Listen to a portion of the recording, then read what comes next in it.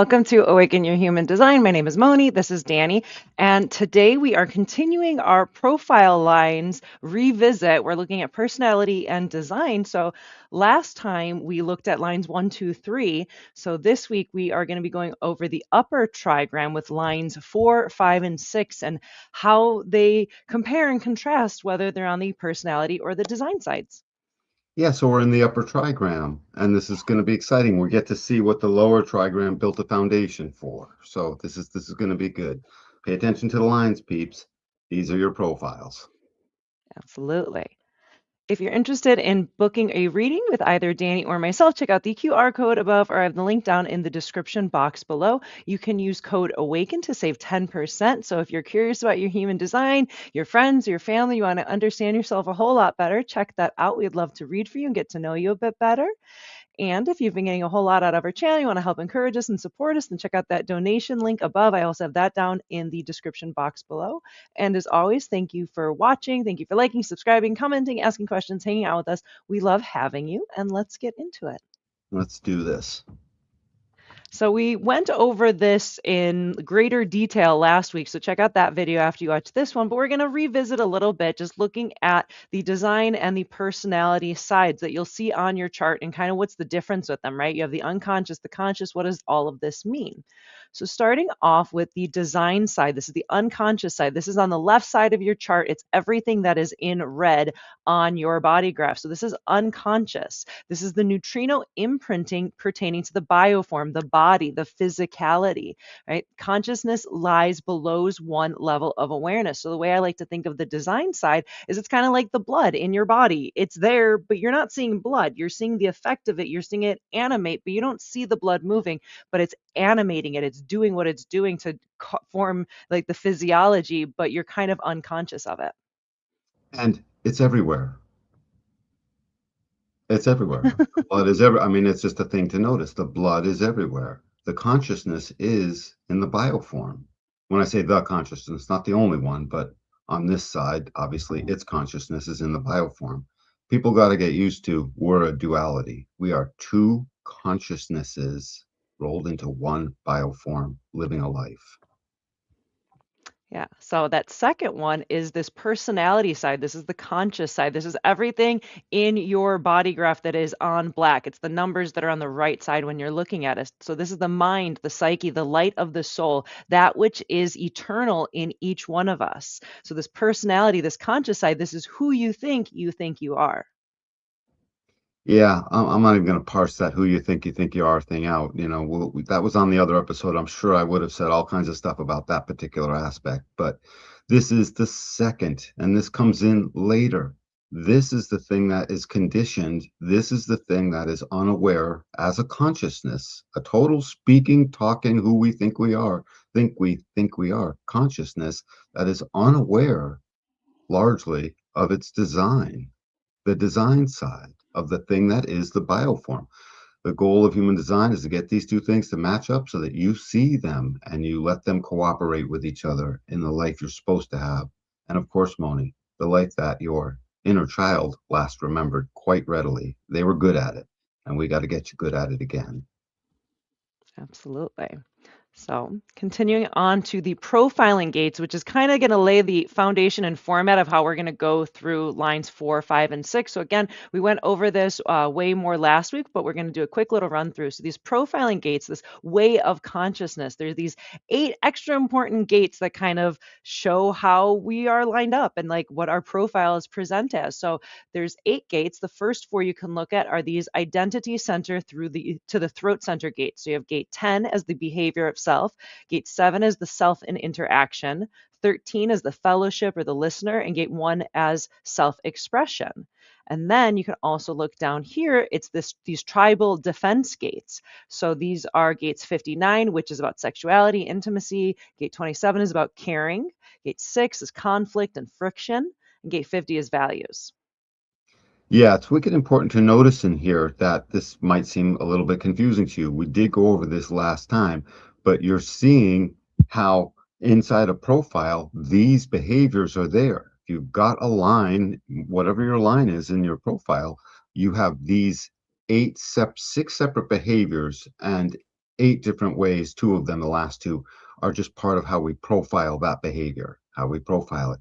This is your costume because your profile wears all of these things. And the point is, you don't need to have these gates in your body graph. Many people won't have almost no one will have all of these gates in their body graph. But because the genome is so intelligent and our human species is built on a platform designed for consciousness, these become behavioral roles that we fulfill as a costume to allow our incarnation cross to basically live out the life it's supposed to live. The incarnation cross lives in the costume, and the costume itself are all of these behaviors we have. So as we go through these lines 4, 5, and 6, we are talking specifically about your profile. However, that line contains each of these things, and you don't have to have the gate. It's baked into humanity regardless. We have these behaviors, each and every one of us, all 8 of them. It's kind of like an algorithm, like these profiling gates. It's like these 8 gates are going to do this stuff within the wiring of our body graph of our design. Hmm. Yeah, that's a great way to put it. This is the algorithm. As a metaphor, this is the algorithm profile. Fantastic. Moving forward. Hmm. So we're going to start off with the fourth line, the opportunist. So this is unconscious and conscious externalization, right? Because it's all about externalizing. The fourth line is going to externalize to its network. And so we're going to start off with gate 10, which is this behavior. So on the unconscious, on this design side, the nature is to be an opportunist. Whereas on the personality side, the conscious side, the behavioral identity expresses as an opportunist. Yeah, so unconsciously, if your fourth line is unconscious, clearly it's sitting there all the time. And every time the opportunity presents itself, you get lit up. The opportunity is to like be influential with your friends, to get in with it, to have a network that appears to be going somewhere and feeling like there'll be opportunities within it. And on the personality side, if you have your fourth line on your personality, you know darn well this is happening. The thing is, when on the unconscious side, when you don't know a thing is happening, you can get caught off guard by it, and we should end up going through that. But the opportunist is here, gate 10, as a profile line to do what? To externalize, meaning to speak out. And they're not here to universalize to the whole world, they're here to externalize within their network. They build up a network. Fourth lines are famous for rarely, if ever, deleting a contact, or I'll date myself, pulling a card out of the Rolodex. We used to actually have Rolodexes. Um, and so they just don't do it because they're friendly. They're all these things we're about to go through. The opportunist becomes the opportunist to live out all these others, 5 other roles and 7 other profiling gates in total that we're about to label underneath this. This is the main behavior of this opportunist line 4. Fixedness. What else, Moni? Friendliness. Um, actually, we're We're about going to to go label. through them. Yeah, sorry. Let the suspense build. Yeah, and it's So, funny because, oh, yeah, go go ahead. ahead. No, no, go ahead, Moni.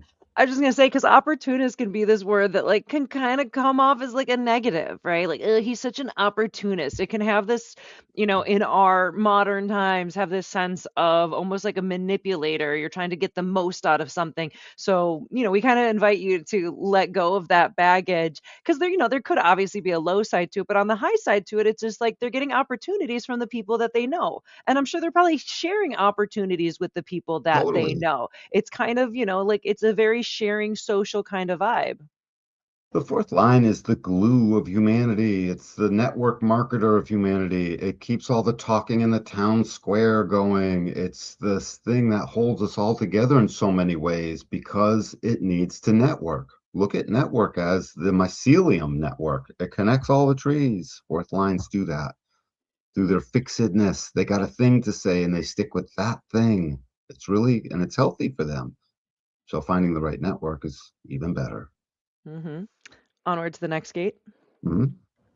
So continuing on to gate 7, right? And so as gate 7, it's the unconscious side is the type is the abdicator, whereas it's the projected attitude of the abdicator, right? This gate 7 is, what is it, like the self and interaction. So it's like how they're interacting with others. Yeah, and again, the difference between the design and the personality side is one, you're aware of you're doing it. That's your projected attitude on the personality side. And so whatever your profile line is, if it's a line 4, you're living out this thing that abdicates. And you know it. And sometimes you feel bad about it and don't. And the word abdicate means give in. You give in a little. We're always giving an inch. It's part of what makes the glue work because the glue is quite flexible in this one area. In other areas, the fourth line is not very flexible at all. But in this one area, it means a bunch of people are saying a bunch of stuff and you sort of disagree, but you abdicate your position a little bit because it's not quite important enough to really dig into. And yeah, it's not quite true where they're at, but you just abdicate a hair for your own self and for them, and everything still stays smoothly. Don't take that to mean they are actually only a pushover and they'll just keep abdicating. Sometimes the fourth line will, and that's when the strategy and authority will kick in and hopefully they'll stop. But ultimately, it's just there to ease the pressure of every situation as they arise. You'll see fourth lines just famously stepping in to let's, hey, cooler heads. We're both a little bit right. This is an abdicator thing to say. Hey, everyone's going to have a point here. That's an abdicator thing to say. No fighting words needed. That's an abdicator thing to say. No, listen, I'm open. Maybe I'm a little wrong. That's an abdicator thing to say. Now, if you do that as a way of life too much, you can feel a little bit like a pushover. But if you're doing it and you don't even really notice it, don't let others tell you that you are. Again, on the design side, you won't even necessarily notice it'll come out, and you could very much feel like you're being a pushover, but you're not. And I think it's like about being with the right people that aren't like taking advantage. They're not being jerks. They're not like hurting you, which then you go back into strategy and authority. So you're hanging out with the right people. And if you're with the right people that care about you and it's all good, then it's kind of natural to just kind of like give in a little. It's like you said, it's not important enough to fight about and ruin the network. Again, this mycelium network that you brought up is such a good analogy because Yeah, it's more important that there's a network connecting and then there's opportunities for everybody where it's like if we're going to fight about something stupid, it's going to ruin the opportunities and the possibility of the entire network to develop that foundation because the fourth line is the foundation of the upper trigram, right? That relationship of the fourth line and the first line. And so it makes sense that it wants to have a strong, solid foundation to share those networks, like that opportunity. And so it's just going to give in of like, I don't care enough to fight about this. Sure, whatever. Yeah, we're both right. We're both wrong. Let's move forward. totally, totally. It's actually a really cool thing. By the way, the reason the words are different on the design side, the blood versus the personality side, the who we think we are, um, the names are different, a little bit different. They strike a tone of what happens when something emerges. Remember, the left side are the tunnels. Things come out of a tunnel. You can't tell what's in there. And the black side are the roads that you happen to be participating with and driving down. You drive past the tunnel, you can't tell what's about to come out of there until it emerges. That's the red. So it's got a name like nature. It just starts out that way. Type, it just starts out that way. But when you go over to projected attitude, you sort of are being it. You're seeing that you're being it. It didn't just automatically be like on the design side. Behavioral identity. You're identifying with that behavior. You can see it and participate with it. But on the other side, it's not so much you see it, it's just your nature. It just shows up. So when all the red side names, the design side names, just put starts out that way, shows up that way, is that way to start. And it sort of stays that way. Like a baseline, like a So default baseline. and it comes out just like it comes out of a tunnel. So it's just sort of the immediacy of it's just there. In a moment, it's just there. But on the personality side, in the same moment, you're seeing it be there. So you're experiencing the onset of it. On the nature side, you're not experiencing the onset of it. It's just there. Perfect. So next up, we have gate 13, which is like the listener, right? It's fellowship. And so this is fatigue is the theme here. And so on the unconscious side, the memory is fatigue, whereas on the conscious, this personality side, it's the limited perspective of fatigue. I'm curious for you to extrapolate that a little bit more. Fatigue. Yeah. So as a 2-4, I know these. That's why I had so many examples of abdicating. I could have probably gone on forever. The fatigue is people fatigue. it's essentially people fatigue. It could be information fatigue, it could be a little bit, but it's almost always, it's just people fatigue. Too many people talking with you at you. And it's there, all of these things are there as awarenesses too. I mean, just sort of a way for you to see, and then your awareness will make meaning of it. But the fourth line is supposed to get to the point of fatigue. I'm done. I need to go be alone. I don't really want to talk anymore. It's not, I'm a 2/4, so it's not the same thing as the second line, which we did last week, where it was, the bigot that, like, I don't even want to hear any more of your words. That can happen whether you're fatigued or not. This is just, I finally reached my limit. And think of how intelligent that is for our body. Every fourth line to have this as a way, inside capacity to listen to, that's what this is doing. It's collecting everything that could be and would be part of the entire experience, the accountant, so to speak, the keeper of these keys that bring us into the now. And it's there to basically express it all at some point, or parts of it. So they must listen, listen, listen, and be that listener. And it takes empathy. This is called empathy. Its foundation, excuse me, is empathy. That's the first line. So that first line comes through into this fourth line and realizes empathy can only go so far. Now it is fatigue. By the way, to show the harmonies, I'll go back through them really quick. And the abdicator's harmony is the authoritarian. They have to be the authority on stuff. But then where they finally got, that's when they're lower trigram, not transpersonal. But by the time you get to this transpersonal upper trigram, they got to deal with everyone else, not authoritarian. It's like, well, I guess I'll give in a little bit. Where'd the authoritarian go? With you the know? first line, yeah. Yeah, not so finessed. We need to finesse this a little more, Well, now you got to be social. Like the lower right, trigram, it's just the lower trigram. It's about me, with that right. first line authoritarian. Whereas once you get into this upper trigram, this 4, 5, and 6, it's like, oh, yeah, there's other people that exist. Oh, I forgot about you. Look at that. Right, and hence the fatigue, people fatigue. And it's there, by the way, to give you the wisdom. It keeps giving you the hit. When you start to reach fatigue, this becomes your awareness. You become aware of where your health is going to be, of where your best optimal way is going to be. It's going to be in, as long as I learn to stop right about here, I'm good. I mean, think about that. You can only have empathy for so long. You can't be a permanent empath. Maybe some people are, but think of the energy drain and the loss of themselves. Yeah, You you lose yourself. eventually have to step away. Yeah, I'm super empathic and sensitive, and it's eventually like, I gotta go and hide away, please. I love you. Go away. Leave me alone, because Yeah, it's yeah. become too social. Too social. That's what it is. Now, keep in mind as we go through these, they are all in support of where the opportunity, the fatigue is here. I'm going to shut the opportunity off for now. The abdicator doesn't want to lose track of that opportunity. That's why we start with gate 10. This behavioral identity becomes the thing that everything feeds into. That's why when you hear Ra Uruhu talk, he puts so much emphasis on gate 10 for the prime role. The hermit opportunist, me, the martyr heretic, you, whatever, blah, blah, blah, and on and on. And so all of these lead into that. When we did the third line, all of them led into what was going to be the martyr and the person who's the trial and errorist. Now we're in the opportunist, and the fatigue is there so that the opportunist can take a break. They can't be seeking the opportunity at all moments of the day, at every day, forever. They have to stop and reflect. Next up, we have gate 1 with the archetype, this theme of aloneness, which on the design side for the fourth line is the direction. The direction is aloneness, which is kind of funny for a social networker. Whereas on the personality side, it's the aspired to role of aloneness. How does this show up, Danny? Yeah, and the direction and the memory, they have a lot in common. But remember, these things again, they show up. There's the onset of them is the onset came. You don't see it showing up, so that's why it's memory. And direction is the same thing. It's just you show up with that direction.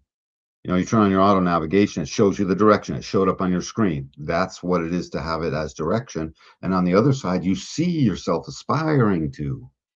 So I just love this. The more you can listen to what I keep saying as it relates to on one side it's this, on the other side it's that, the more you'll start to see, oh my God, there's two of me. There's two of me. And your aspire to role is a great way to see it because this is the creative, the youngest of all gates, gate 1. It is the ultimate creative in a pulse. where that pulse delivers your creativity as an inspiration. It's the channel of inspiration, the 1 and the 8, and it's looking to make its creative contribution. It is the contributor of the uniqueness. And as such, it wants its uniqueness to sort of come out. And it can't when it's fatigued. And it can't if it has to abdicate. And it can't within the network. It's got to step away from the network for its actual inspiration to be able to take flight. So in it, if you have this fourth line on your design side, like me, the aloneness is it's an onset of aloneness. I need it. And if it's on your personality side, you see it coming, just like the fatigue. Everyone who runs into fatigue sees the fatigue an hour before. Okay. So just, let's not pretend you don't if it's on your personality side. If it's on your design side, it sort of starts to really hit in and you see it like 15 minutes before because you are fatigued and you got to ride it out the next, 15, 20 minutes to finally get on out of Dodge. So aloneness as a medium of creativity. This is the yang, the thing that is creative beyond limitation. Everyone has, right, Moni, at moments, whatever was the limitation, the creation excelled beyond it for whatever reason. It happened in a pulse, meaning it's not up to you, it's just in a moment. It's there, it's not. I love that guy. I keep mentioning him, and I always forget the movie. The guy whose heart stopped. He's like, "Well, I have a little heart attack. I'll stop and stop beating again." It's like stop and start, and this thing, that's how it shows up. It just starts, and it's independent of your will. So on the aspire to side, I am creative. I need to get alone. Oh, yeah, I'm alone. I'm going to start writing my book. Boom. You're probably not going to start writing your book. Very often you'll find you just suddenly don't because you're thinking about it and you're aspiring to. And now you're trying to interact because you're aware. You can see the onset of the creativity possibility, and that will tend to disorganize it. But on the direction side, it just shows up. There's an onset of that as a direction, and it shows our creativeness is our direction.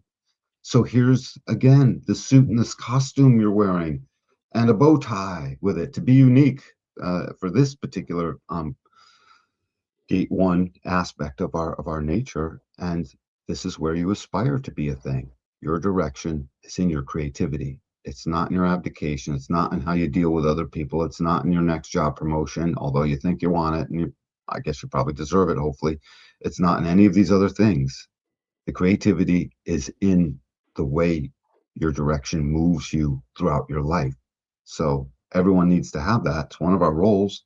And if you look around society, when this role can't be fulfilled, whatever the profile number, that society starts to become less and less healthy.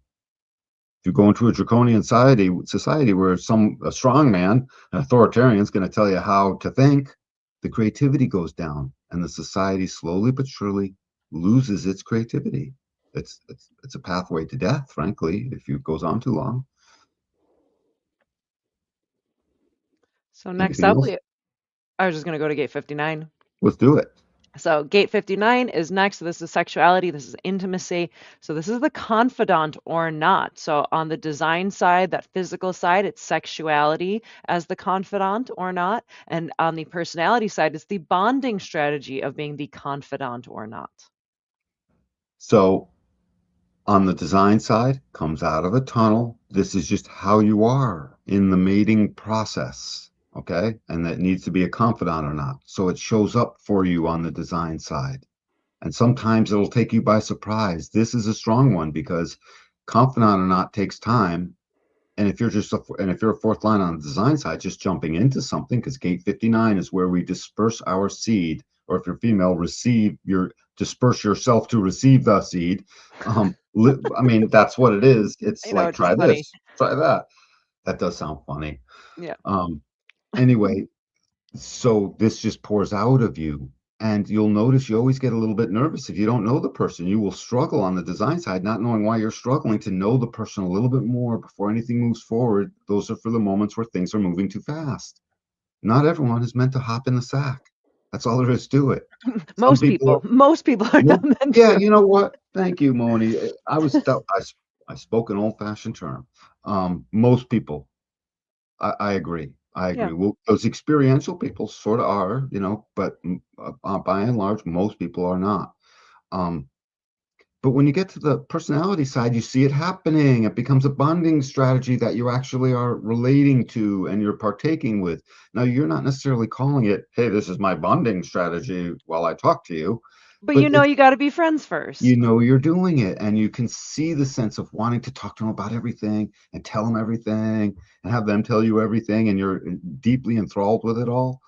Um, so on the design side, you could miss it and it just stays at somewhat sexuality if you're not being yourself. And on the personality side, clearly you can overdo it because you're already running with it. It's who you think you are. This is where we get into the infamous friends zone.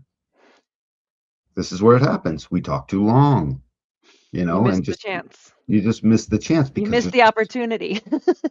well, you missed that opportunity, but your mouth is running because you're fixed on something that is the other opportunities of your G center roles. Because those G center roles are so much what we live out, like in interaction and talking and being amongst the people, and these are the roles we live out very often amongst just the bonded other, and then the people that would be around that. So this is genetic in nature.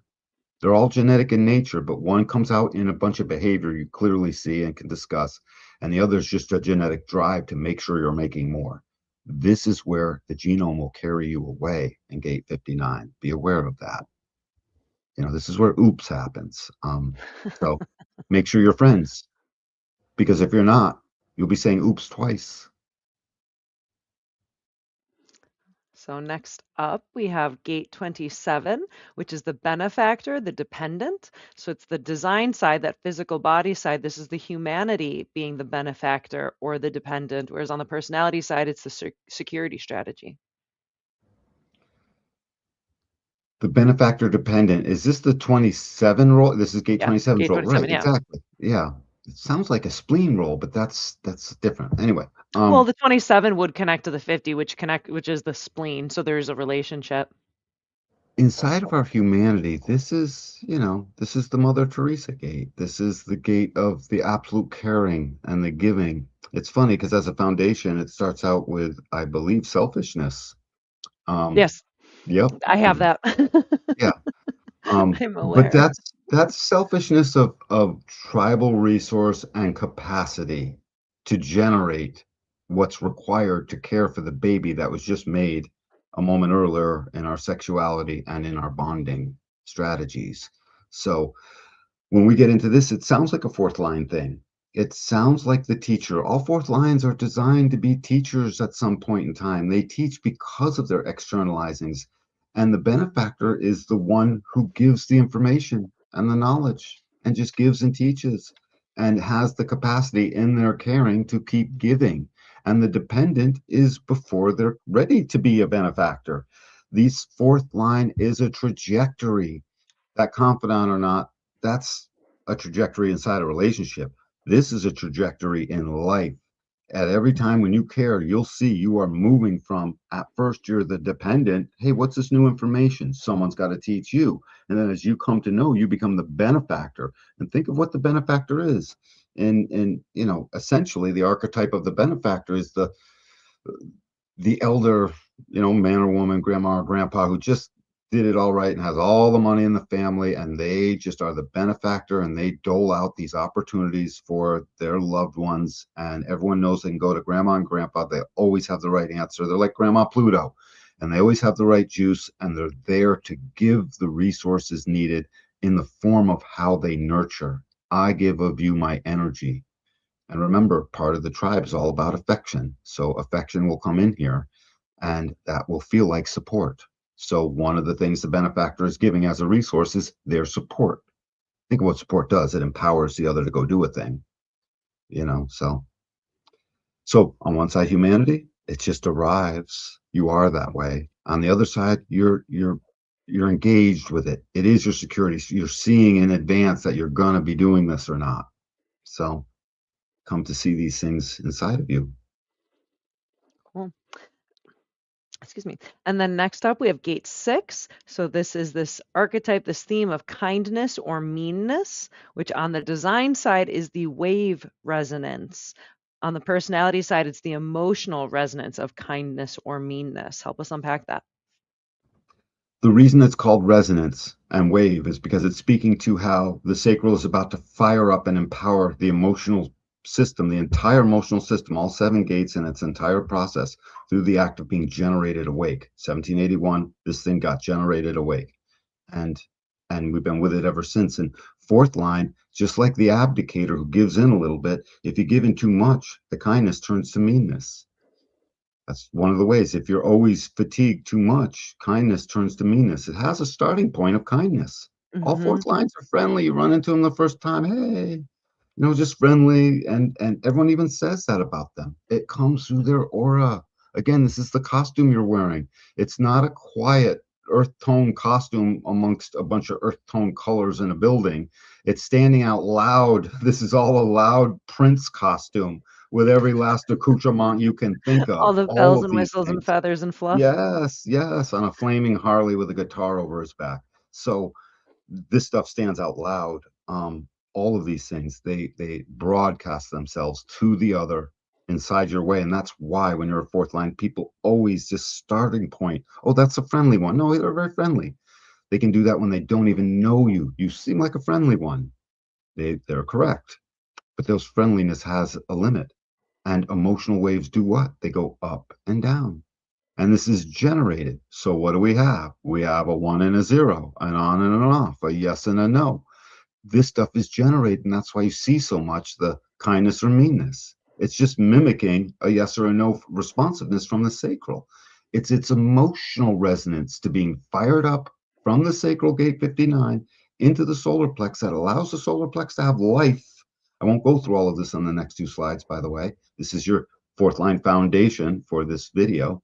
And as it does that, the kindness is supposed to turn to meanness. You're just supposed to govern that and witness it coming and witness it happening. So in the moments that it happens, you curtail it. You don't let it because it's not supposed to be personal. But all too often we can take this incredibly personally. So this is now in the awareness center. So the ask of you in your experiment is full on be emotionally aware of, oh my God, I just turned mean. That's what you're looking for because it's hard to notice the kindness because you're always being it to one way or another, Yeah. especially as abdicating. You're just always sort of being it. Um, and the opportunity looking, seeking brings you there to be it. But when you get to the emotional awareness and you look at it, well, it's kind. It's emotionally warm. The wave is up. By the way, you don't have to be emotional to be up on the kindness. It's like an up. We're all in this emotional world, period. And so you get that right, Moni. You don't have to be emotional to be high on your kindness, up in the emotional aspects of the wave. Now, you're not an emotional person if you're open there. So you're not on a wave that goes up and down like they do, but they're moving on the same thing in their wave. And it makes all of us move up. Oh, the kindness is so much better. Let's have a party that they broke the deal. It's tribal. I got some stuff that but meanness comes in. So be aware of it, because if you're not, it gets run away with, and suddenly it does really mean things it can't take back, like call their employer and tell them they just did something. I mean, that's meanness. Yeah. It's stuff like that. But go on social media, say something mean. There you go. That's the archetype of an example. And then suddenly the algorithm isn't working for you very well and you're getting all the wrong videos. Remember, this is your costume. Everyone sees this. And your beautiful incarnation cross is the you within the costume living itself out in its glorious, beautiful ways. Moni and I are vessels. So our vessel of love, nature, lives itself out within our costume. And we're only happy when we're being the vessel. And we're only healthy when we're living out the costume we're wearing because everyone else is seeing it that way too. So, kindness and meanness, watch this and let it make you aware of this dual nature. As a wave resonance on the design side, it just shows up. It shows up as almost like a hit. It does. It's a splenic hit. Well, So and here gate you 6 go. is impact. Boom. Totally impact because now this is a hard thing. Benefactor, yeah, yeah, I'm being it. Kindness, it feels good. Meanness, it shows up. And it's like, but on the emotional resonance side, they're aware that it's not just an unconscious wave resonance, it's an emotional resonance that they're participating with going up on. I'm experiencing my meanness come on, and be that way. And it shows up, and you start to deal with it and work with it. Now, if you let your mind start thinking about that meanness too much, you get mind can't help but to run away in a moment. But if you don't catch that with your strategy and authority and recognize that's not really me, I'm taking it personally. If I truly need to be mean, I'll respond that way. I'll have it in me. Sometimes you got to be mean to protect yourself. These are things in the world. So mostly we're here to commune and live up to the master keynote of finding purpose and spirit driven through the love of the work we do into a beautiful direction towards beauty and trust, communion and loyalty. I'll say it over and over again. We want the kindness. Please recognize the meanness. It shows up. And then finally, we have gate 50, which is corruption or not. So on the design side, this is the frequency resonance, whereas on the personality side, the awareness resonance is corruption or not. So let's unpack that. The spleen is it's cool, but its responsiveness is hot. The spleen gives information immediately, the same way sacral gives its responsive energy in the now immediately. So, as on the design side, this is something that you can't tell was already brewing in you. This word corruption works two ways. One of the ways it works is if you're a judge and the law says, hey, this is your third strike, that means mandatory minimum 20 years in jail, and the kid is 19, and a cop found some dust in a bag, the judge is going to corrupt that law and refuse to put the kid together for 20 years at age 19. That's a healthy corruption. That doesn't necessarily meet the tribal values. Now, I'm saying that's a healthy corruption. There could be other tribes that say the exact opposite. That's why I say this goes both ways. They could say, that's an awful corruption. We made our rules. A deal's a deal. 20 years it is. I'm not going to lay judgment on that particular tribe. I'm just not going to join it. um, you know what I'm saying? And they better look out for my uniqueness and not try and make me abdicate my uniqueness. You know what I'm saying? Because if they are, then meanness will come out, and it'll all come out. All of this comes out in the form of where's the opportunist? Remember, all this stuff lines right back up to become the foundational line of the upper trigram, where we are interpersonal with others, transpersonal, rather than exactly not and within ourselves. Um, and this corruption is the capacity to basically be aware through the values of the spleen that the values stay or the values go or the values amend. And the thing of it is that the reason we call it corruption is because if the value's been in place, then to change it is to corrupt it. Essentially, it's a corruption of the value, it's a changing of it. So don't lead into this like you're a corrupt jerk and you're stealing everyone's money. This is not personal. This is tribal and it's about the value. Do we corrupt that value? Do we keep it there? Was it correct to corrupt it? Was it corrupt to corrupt it? It's all things corruption. We got to see the positive and the negative in that. So, and then the or not, obviously, is just the flip side of that. Frequency resonance. That very same judge, if he has this fourth line on his design side, is just sitting there listening, and then it boils up in a moment because it's time to whack the gavel, and he says, vacating sentence. On the awareness side, he's like, tomorrow I'm going to go in and I'm going to do this because he's aware, he's interacting with it, and he already knows he's got a job to do, and he's sort of brewing with it in advance.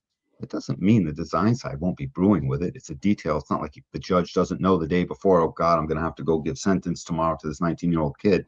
It's just that the awareness of the words that are going to come out, the awareness of the sense, the smell of the room, a beautiful spleen aspect, the feeling of it all of that is like it's nervousness. I don't even know what that's going to be. And that's what this will go in like on the design side, unless they're aware of their nature. Then those nerves will go away. On the awareness side, though, they're seeing it coming. They're saying, oh God, I got it. And they're practicing their words more. And they're doing things in more type of a preparation in that moment. So corruption is about changing things. It's like 832 says, the awareness that the only constant is change. It's like 44 says, I'm alert. We've got to come to meet. They're not meeting to have a social hour, although they could. They're meeting to discuss what might need to be corrupted. What's going to change? Are these values serving us? So Perfect. Do you have any final thoughts on the fourth line before we move along to the next one? Be a happy line four. It's easier. Be in your network and stop dreaming of being something other than a line four. You don't give in too much. The opportunist is about befriending and then networking with them and then finding out where there might be opportunities to like get a little juice going. You'll know what it is because it'll fit your definition, it'll fit your purpose, it'll fit your sense of spirit of the moment and abundance. And then recognize the opportunist is there to be influential one way, shape, or form. So just be your fixed little self and move on from friends who don't like it. And if you can't influence them in any kind of way, move on. Put them in the fourth line outer ring, right? Got 3, 4 rings, super faint acquaintance. Yeah, I like them, mostly like them, good friend. Whatever your little ring of truth is, that's put them out another ring. That's all. Um, be a happy fourth line. We were given that friendliness to basically keep a smile on our face easily, naturally. So allow it. Perfect, Mosey. Mosey. So now we're going to be getting into the fifth line, the heretic. And so this is conscious and unconscious universalization. So as the fourth line is externalizing to the people they know, the fifth line is universalizing it to the world. So we're going to start off with gate 10 as the behavior. So it's the heretic. On the design side, the nature is to be a heretic, whereas on the personality side, it's the behavioral identity to be a heretic. So the fourth line is stuck in their network, wishing they could be the heretic. No, you Yep. don't. No, you don't. No, I know, but you know how it is. Oh, that's funny. Yeah, you're right. No, Uh-huh. I don't. But everybody, Being a heretic is rough. yeah, it is. Moni's a 3, 5, so it's in her unconscious, so it's always showing up. It sure It's does. in her nature, not in her behavior. Yeah, it's funny. Yep. Yep. And there's just such a striking difference from where we left, where your opportunities are coming from your network, period. That's where your opportunities come from. If you seek outwardly for them, you don't find them. But here, go wherever, because your opportunities are going to come universally. It's not like they're not still looking for an opportunity to influence, an opportunity to be unique as themselves. This is upper trigram transpersonal. And like So people you don't know. Whereas like the fourth line does well with people they do know. And I'm like, I do better probably with people I don't know. right, right. I mean, that's one of the ways to look at it. Or people, right, exactly. Fifth lines are going to have a much smaller um, imprint of their friends, most likely, but not always. They tend to have more limited groups because they've got to be more practical. This heretic, as it relates to the design and then the behavioral identity, is well, the picture up there, the general, is the thing that puts out to the world essentially, even if it's within their network, they're speaking more universally. The heretic is the person who for whom the other receives the message more universally. I could say a message one way, and you could say the same message, and yours is received more universally, and mine is received like the networker that, good, that's friendly Dan. Received or rejected more universally. Right, right. Thank you for that. Exactly. When mine's rejected, I just abdicate and be like, no, that's okay. We'll talk tomorrow, maybe, or something, because I'm fixed. I'm still coming When back. mine's rejected, I get burnt at the stake. Yeah, or you bounce quick. Yeah. So before Yes. that, right, right. Um, Bounce or get burned. bounce or burn, baby. So why does the heretic burn? Because people are projecting upon it. This is a line of projection. It's the most severe of the two. And where is it? Where is its harmony? Its harmony is in the hermit. No wonder the hermit's projection field goes and isolates. It knows better accidentally. This knows it would like to, but it can't because the projection field is from the other onto it, that it will be a saint, that it will be a general, that it will be standing up in the moment of crisis. Fifth lines are only heretics. Well, not only, but part of their heresy is when they're trying to do stuff outside of crisis. They need a crisis in Mhm. order for their general to come out. And Mhm. also, yeah. And also, the heretic itself is a heretic because they bring, if you're universalizing and you're a man or woman on this God's green earth, you are unique. The chances of your stuff being heretical to other people is very high. Heretical just means we don't do it that way here. You know, we're the kingdom with the butter side up, not the buttered side down. You're a heretic. Yeah, for bringing something new. Ra would tell the story of the heretic as just the person who's the stranger who comes into town and tells everyone, hey, there's going to be a flood. You have to build an ark. And all the villagers, well, they go up to the sixth line, which we'll get to next to get corroboration. But if the message is heretical enough, they might build that ark. Now, if the rain doesn't come, they're going to get burned at the stake. They're going to say it's all your fault because their capacity to get everyone to build the ark is what their projection field is able to push back out from being projected upon in the first place. He didn't come in and just start saying that. He came in and started saying that as soon as he had passed through the aura of a few of the people and received their projection. And then he started saying it. That's the practical matter. So he received their projection. He started saying it. He may have planned to do it all along, but it didn't matter. It was the projection field that made the others line up. I can't get that done as a mere externalizer. And if you get that wrong, you're a heretic. Also, in the not self world, routinely, if you get it even a little bit wrong, you're burned at the stake. If you don't even live up to what they project on you and you never even agreed to it, you're a heretic and they will besmirch you. The heretic and this nature and this behavioral identity is willing to stand there and do it anyway. At the end of the day, this is that. I'm sorry, I bring the universal truth. I'm bringing my truth, and that behavioral identity becomes a fairly steadfast thing. And if it gets burned at the stake too much, it's got to get out of Dodge. And if it turns out to be the right universalizer, it gets praised with all of the glory. The Hmm. general won the day. And it's too bad there's not a lot more in between on that. Yeah.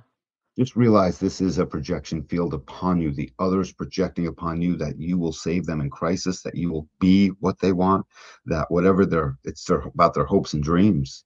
And I mean, it's that profound. It is their actual hopes and dreams. They just don't know it that way because most of the things are mundane in nature.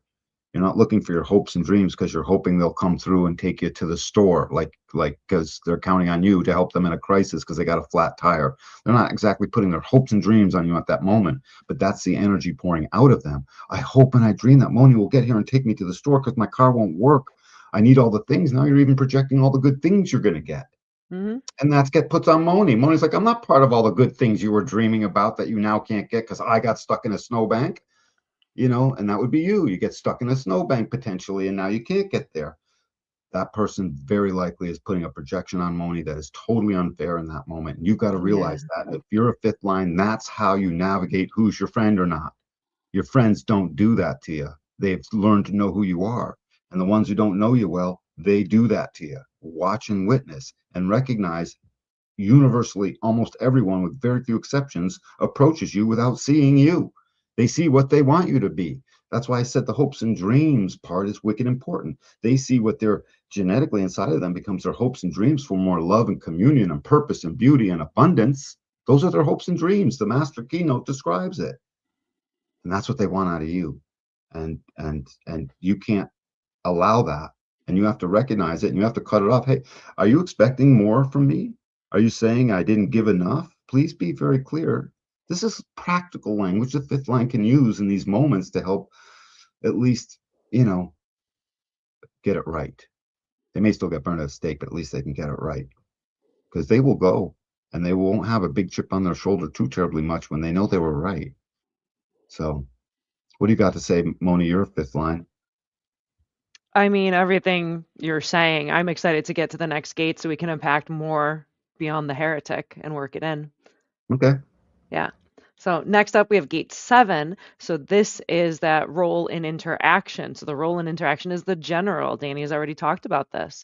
And so on the design side, the type is the general, whereas on the personality side, it's the projected attitude of the general. So if it's in your design side, the general shows up upon request, maybe.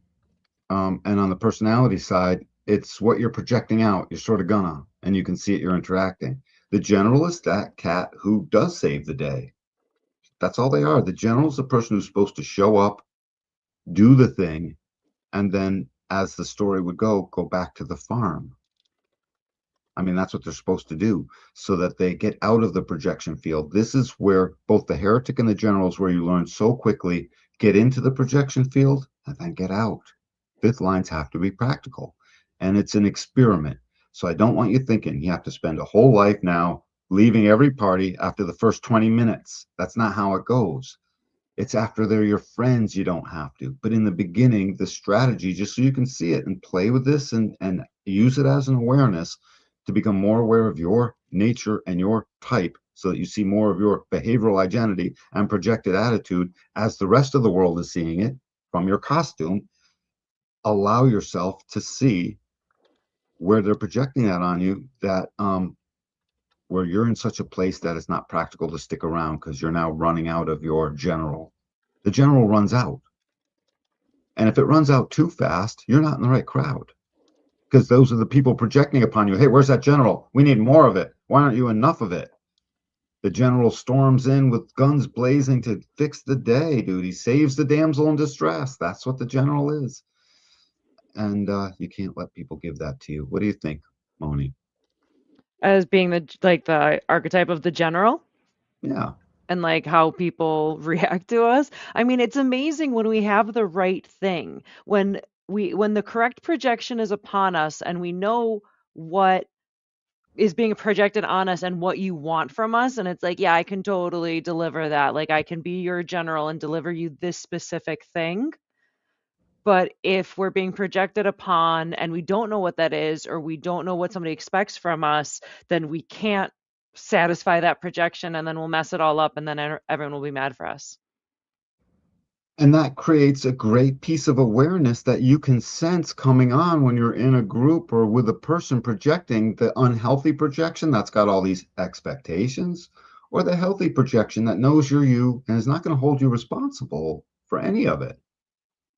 Right? Doesn't this help you navigate that? That's why I say these two pieces of it, from the gate 7, which we went over in depth on the last episode, and from the gate 10, where all profiles are derived.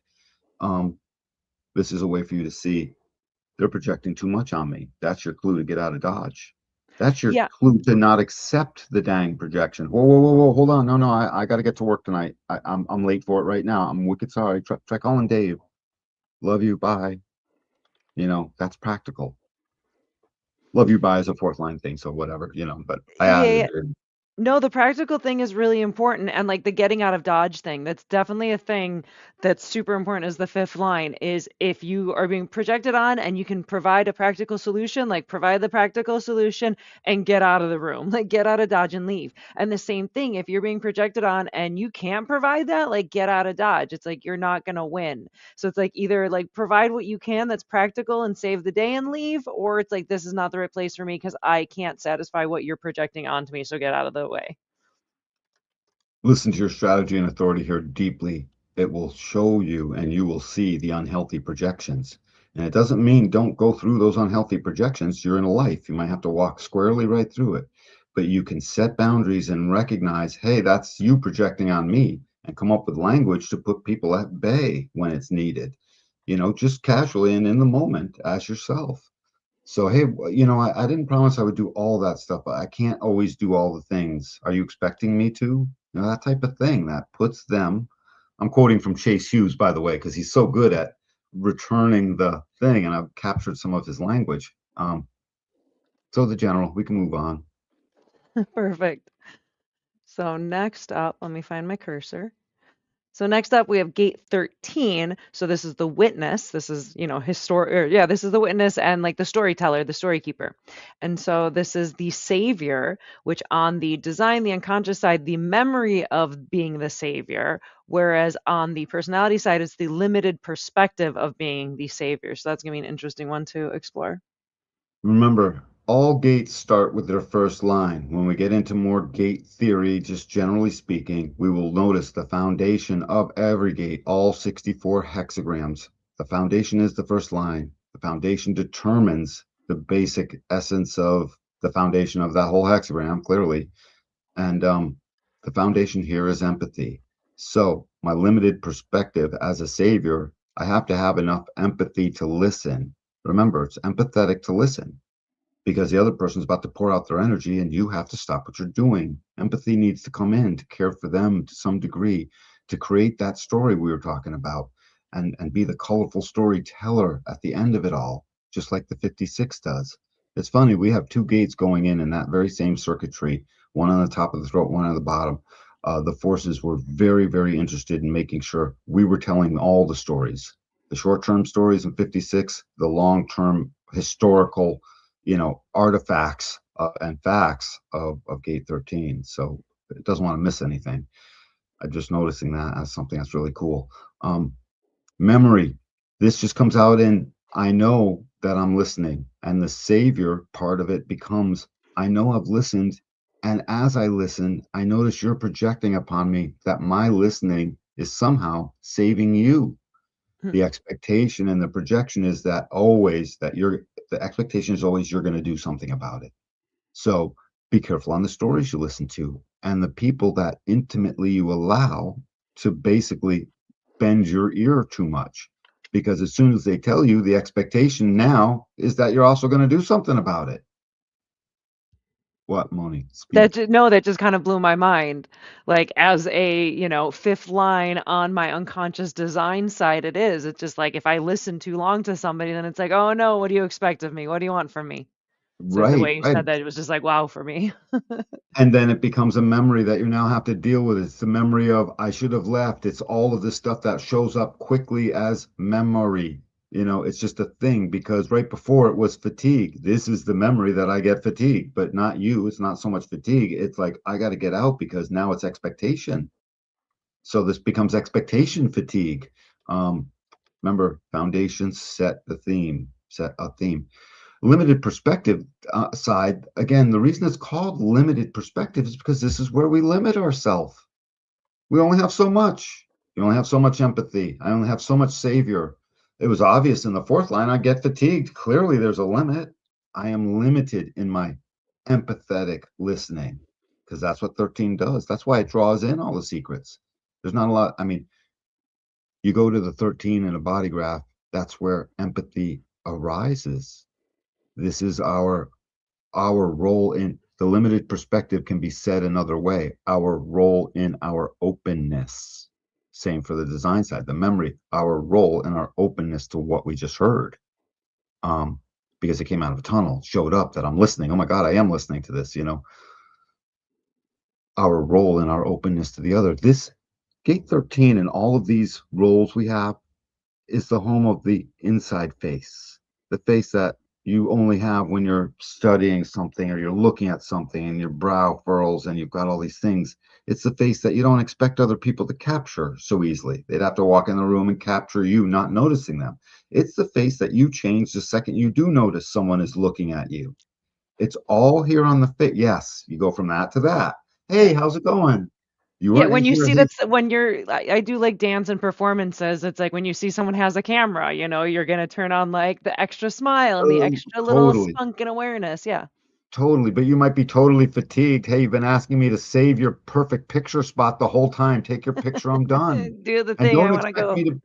don't expect me to do this for another hour type thing. Oh no, we They do expect you though. to, yeah, save us. Be the savior in my empathy as to what I've just told you. You were empathetic. I'm projecting upon you that you were the most empathetic. And I'm using the word empathy of listening because that's the foundation, but I don't have the words for it. It's just that's what I'm sensing. And now they put all that on you. And if it's the wrong people and they're all not self, that's voodoo they put on you because you carry with it in your memory.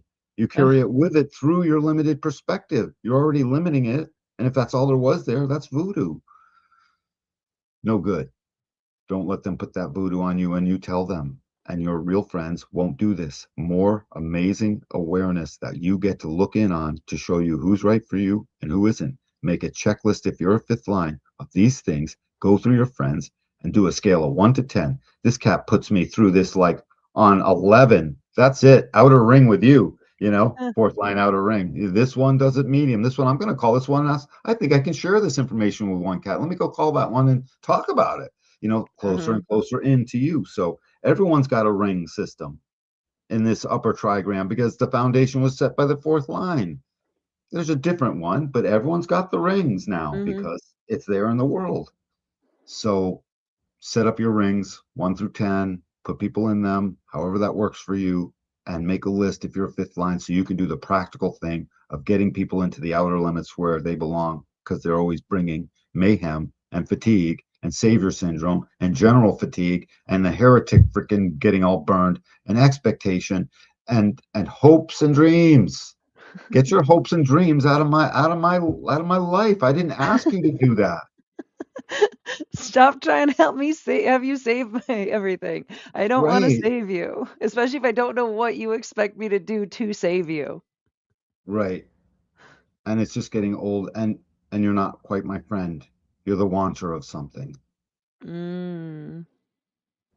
It's okay. You might come back in a few more rings because I'm designed to find hope and communion and all that stuff. So I'll be open.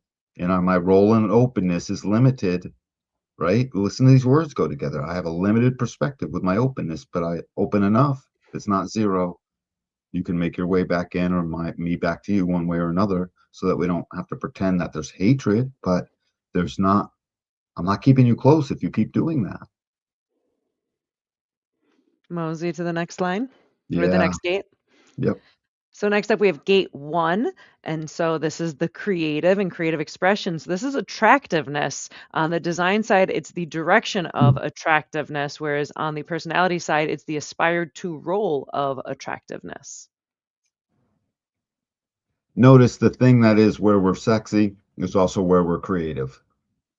All of it is sexy to the other. Just keep that in mind. Add that as a keynote to the fifth line. All fifth lines everywhere in our current world where we are in bioforms is a form of attractive, sexy, appealing. It's just immediate appeal. And that attractiveness, you can tell these fifth line people. Go look at any of your fifth line friends and watch how many times they walk out of the house into public, not put together. Not put together. It'll happen. If you're a vessel, maybe it'll happen. If you're a couple of the crosses, a little more than less, but mostly they're always putting themselves together. Attractiveness is their thing. They want their pleats tucked in. They would like their cuffs right. It's Just a gotta look thing. nice. Yes, they just want to look nice. And they can't help it. They're not even thinking about that. They're just doing the thing. That attractiveness attracts.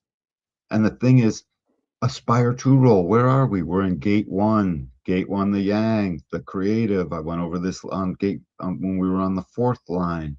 And so this is where we aspire to be our unique selves, that thing that all of these other behaviors serves. Technically, even the heretic serves partly the aspire to role, and the aspire to role serves the heretic because they're both individual gates. So these ones talk together an awful lot, and they are here for a type of heresy, and it starts with a certain amount of attractiveness. You know what happens when you're too attractive? All the other people talk about you behind your back. You Yeah. know, that's a common thing. And or one way, shape, or form try to sully a reputation. That happens. Those aren't your friends out into the outer rings or beyond.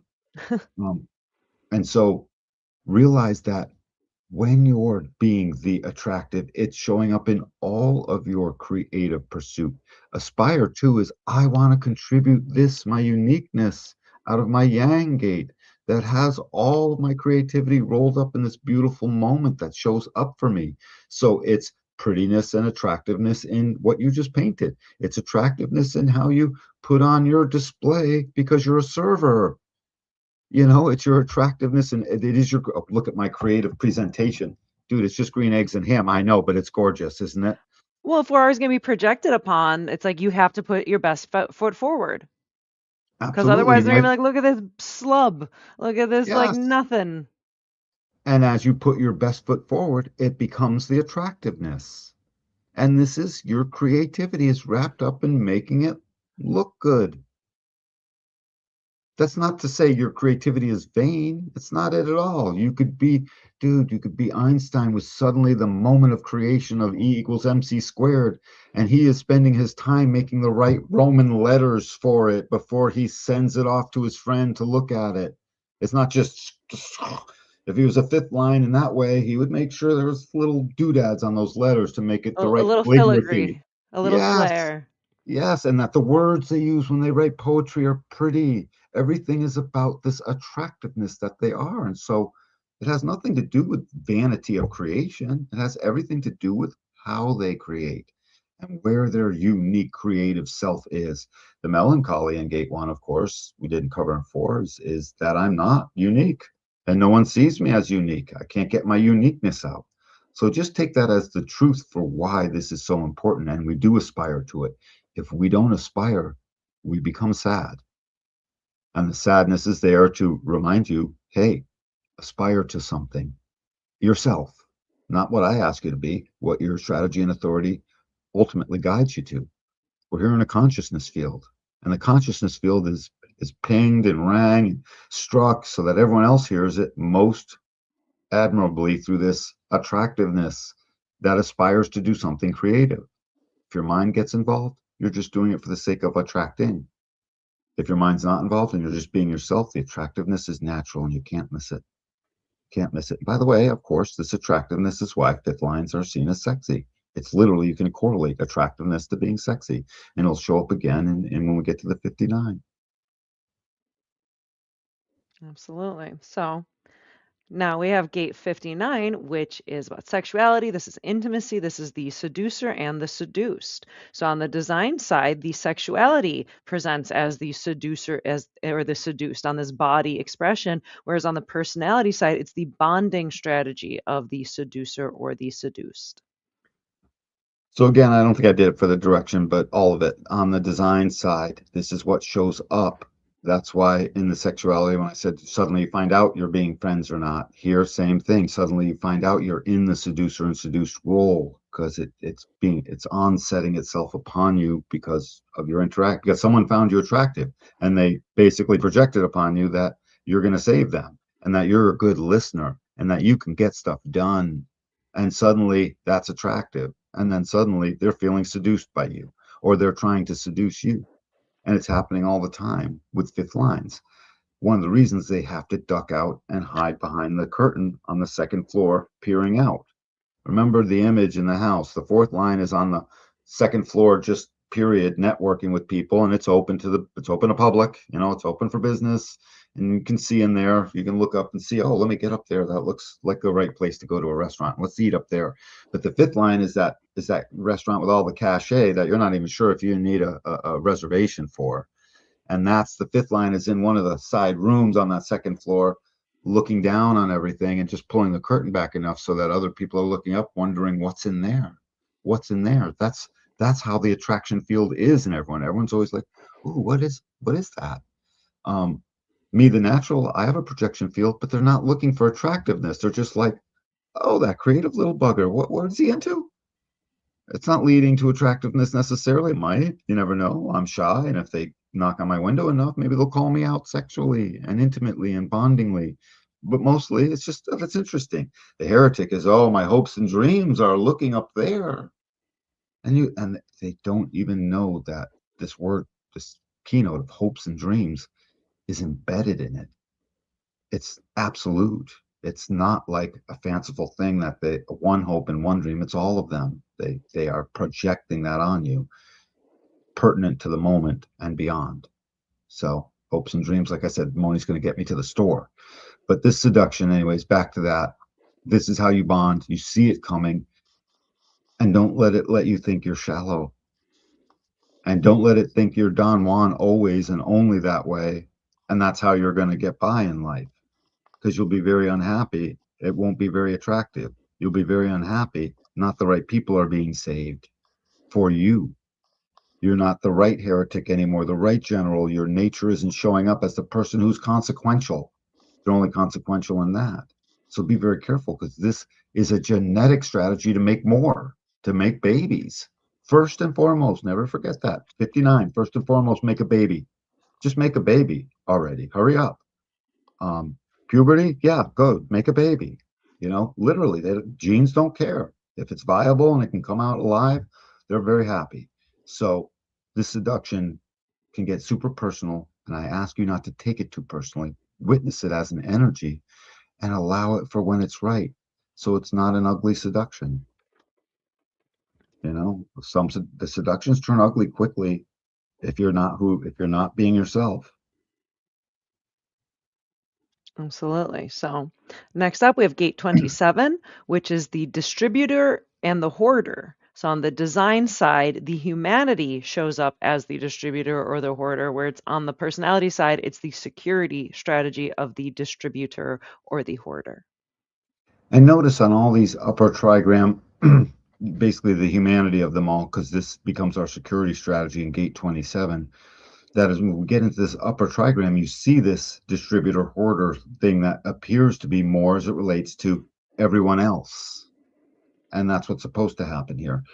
So its humanity and how it cares is something that just shows up. It's always distributing the resources. Again, they're going to have the same themes as set by the foundation line of line 4. So the benefactor is the distributor. Pretty much the same thing, except this is a distributor that is attractive and potentially seductive. Oh, they're going to distribute all the goods, but the benefactor's just going to teach me, and he loves me, and he's a friend, and it's confidant or not. So it's not the same seduction at all. One is very seductive, and the distributor turns into the hoarder when they think they don't have enough. When their not self says, I am in a lack mentality. When my not self says, I'm on that lower vibration, that's all I need, I need, not I love to have, not I give, I give, I give. Um, and then they become the hoarder and they hoard everything.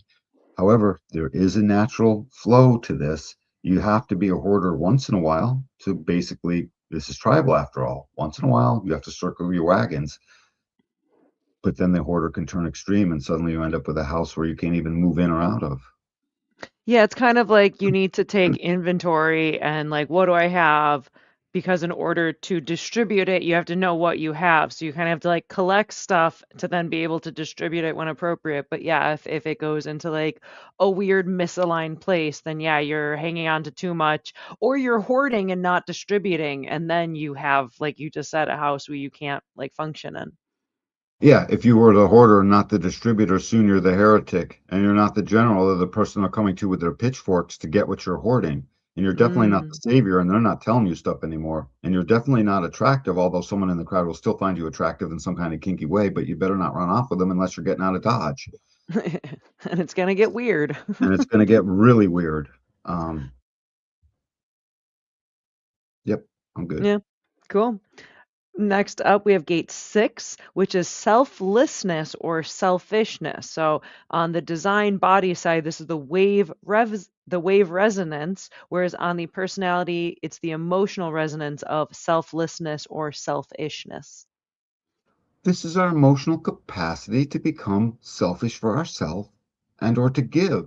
It's the same thing as the hoarder that starts to distribute. That's now it's selfless. But look at these words. Oh, I'm projecting upon them that they're going to distribute the goods, that they're the selfless one. Well, go pound sand. I don't have to live, again, a threadbare, selfless life. I can be selfless at the practical moments that I want, not because you projected it upon me. So this is about learning the selflessness that is right for you, because selflessness is just another word in a way for altruistic. I'll just give it to them. I love it. We have enough. Selfless, distribute, to give, and all of it again with these. Notice the roles as it relates to the G center are these sort of one word things. And as it relates to when we get down below, it's a back and forth, more of a genetic process. Oh, that's a neat observation. Yeah. Well, it's always been that way because the four ones on top are these behaviors. They're not meant yet for the genetic role to seduce, to make more, to distribute, to tribal, to this, to that. They're not tribal. There are directional roles. So there's just a direction that it's going in with the identity to the throat with these top four, whereas the bottom four have this like this and this because it's Hmm. this tribal dynamic. That's cool. That's a really cool observation. Thanks for that one. Yep. It's all tribal, so it's different. Yeah. So one of the things, so this wave resonance, this emotional awareness is the awareness that I'm feeling supportive and the selflessness more comes out. By the way, this selflessness, when you see it in the tribal resonance of this emotional thing, it's talking very closely to the 1949. It's synthesis. It's talking very closely to the resonance of that is the 3740, and it's becoming supportive of you if it's right. And then you'll see all kinds of selflessness. And the selfishness is no different than the kindness and meanness. It starts to fall into the meanness when it gets to be too much. Of course, the meanness feels personal. The selfishness is just trying to hide away so that you can't have it. It's not trying to announce its selfishness. It's just trying to not give. That may be correct for it. Give or Well, don't give. well, and it's like it very much mirrors the above of distributor or hoarder. Right. Like it's very similar of selflessness, selfishness, and it's like, yeah, you got to have to collect something in order to give it away, but if you collect it so much and don't give it away, then it gets into that weird selfish hoarder place. Yep. Yep. And as a wave resonance, it's meant to give the emotional meaning and the emotional sense to find the spirit of the bonds of the community. So the spirit of the bonds within the community, I'm keynoting 59 with 55, clearly, for obvious reasons, they're in opposition, becomes the spirit of my selflessness or the emptying of the spirit into my selfishness, depending. Because sometimes it is just practical to be a little bit selfish. I only got two of these Mhm. left. You can't have one. I need to drink this water, you need to find your own. That could very well be. Yeah.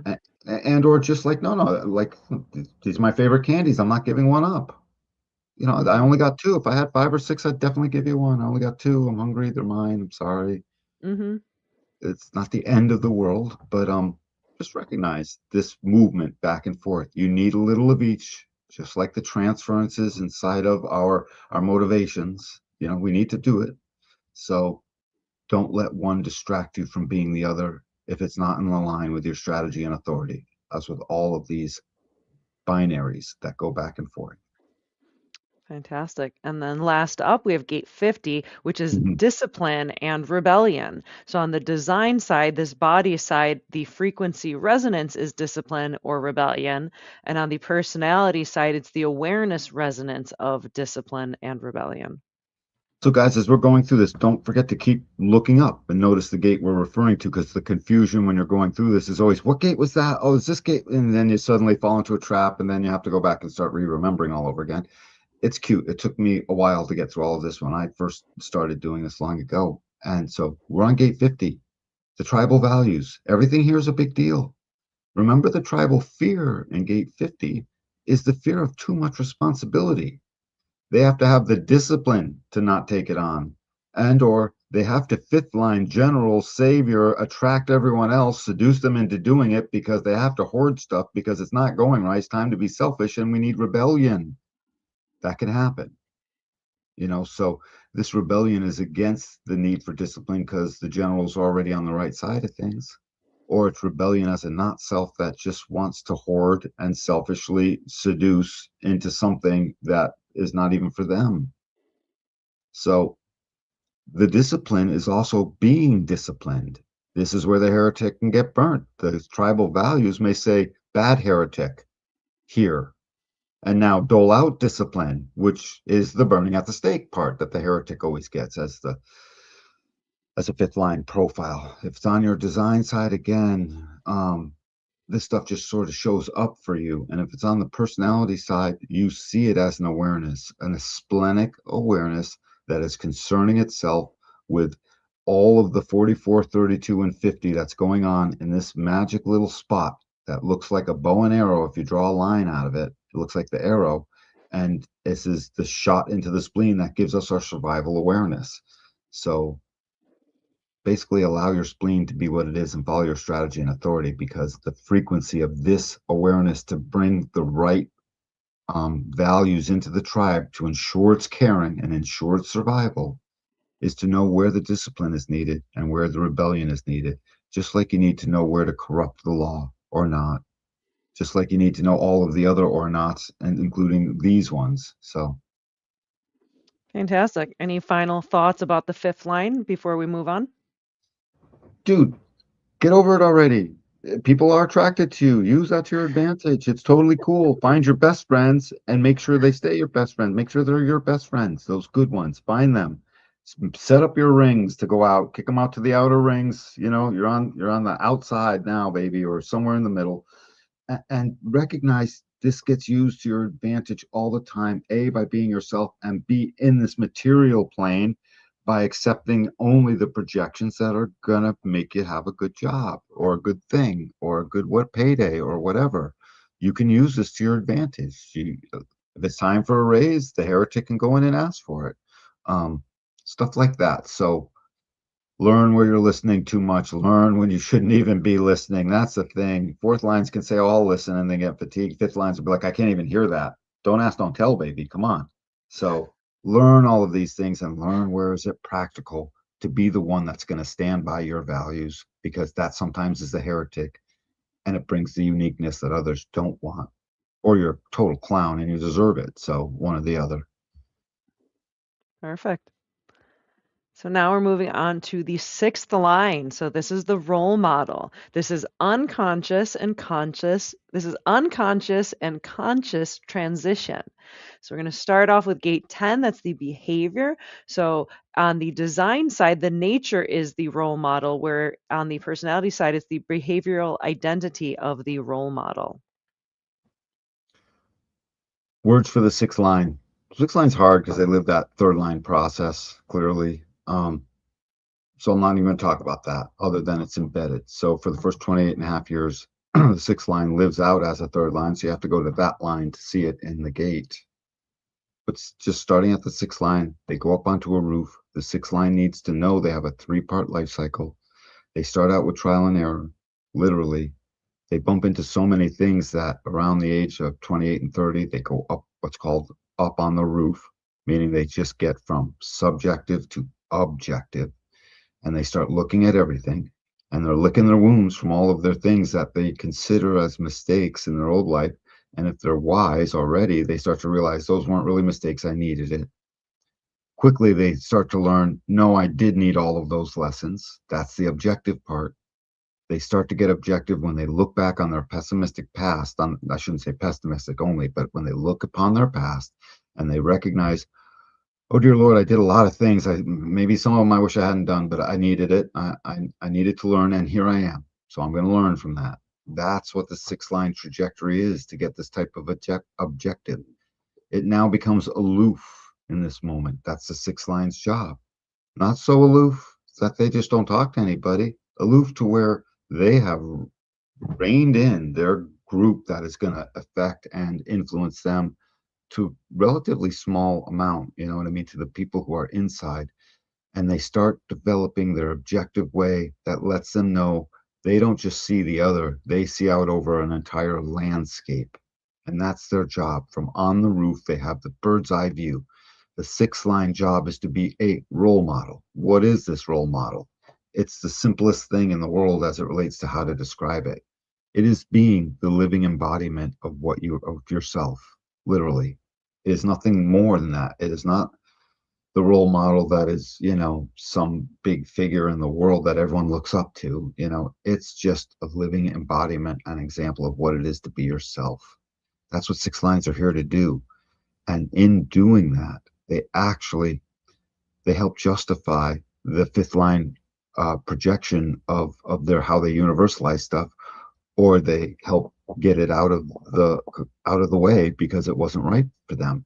The sixth line ends up being the ultimate judge of the things, because the sixth line is that fool on the hill that sort of knows all the things when people come and ask. So don't ask these six line people to come off the roof until they're nearing 50. They're supposed to have a slightly more reserved life in their six line phase than they did in their third line phase. It's supposed to be a noticeable difference to them. It doesn't mean they don't have friends and they're aloof from everybody. It just means they're more discerning. And the sixth line, ultimately, in that objectivity, they learn the ultimate discernment of who they are that allows them to become the role model. And in that discernment, they find out the things that they don't want, and they find out their beautiful checklists of the things that they do. Six lines are famous for making their little wish list be 100 items long, and they're supposed to do that.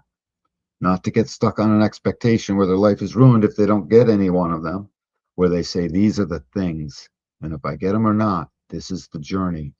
So when they're looking for their soulmate or not, which will come to us one of their roles in this life, to be the soulmate or not in a relationship.